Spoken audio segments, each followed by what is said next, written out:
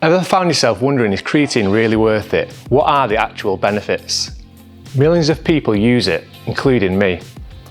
A 2022 study found that creatine to be the most popular supplement among male bodybuilders. I'm Ben and you're here with Fitness Brain. This video is going to dive into the world of creatine and figure if this supplement is worth it for you. To understand if creatine is really worth it, you need to know exactly what it does. Creatine is a primary energy recycler in your muscles. During times of hard work, when there's not much oxygen around, it gives you an extra few seconds of precious energy in the form of ATP. This is generally around 10 seconds of extra work, but you might feel the benefits up to 30 seconds of activity. What creatine does is donate a spent ADP molecule to a bit more ATP.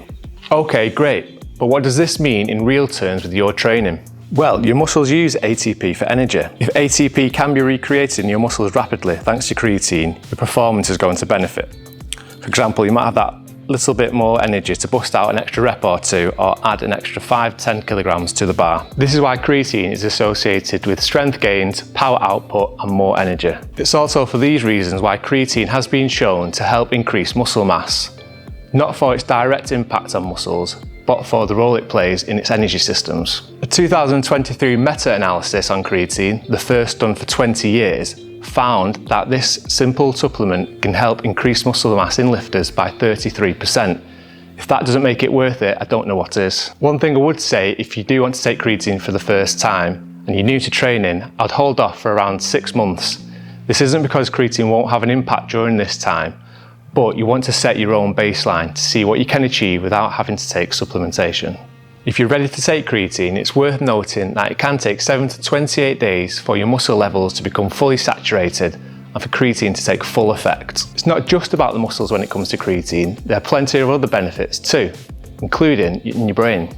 Some research has indicated that creatine could boost brain health and could have some form of protective effect against degenerative diseases such as Alzheimer's. Sounds like there's a lot going on with creatine, right? Surely there are some downsides. Well, not many as it happens.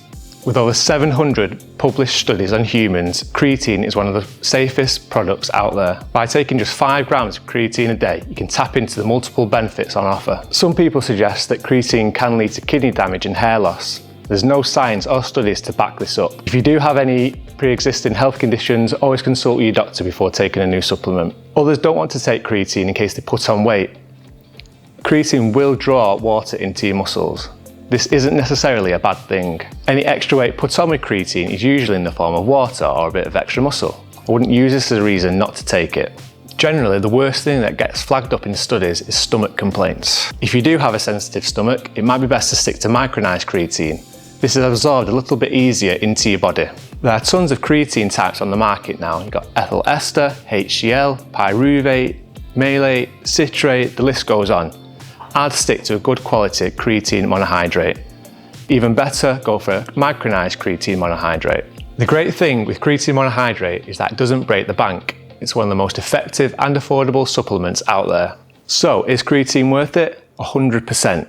If you're doing any form of explosive exercise or fitness-based sports, it's definitely worth taking. Creatine ticks off the holy trinity of positives. It's backed by science, it's safe, and it's affordable.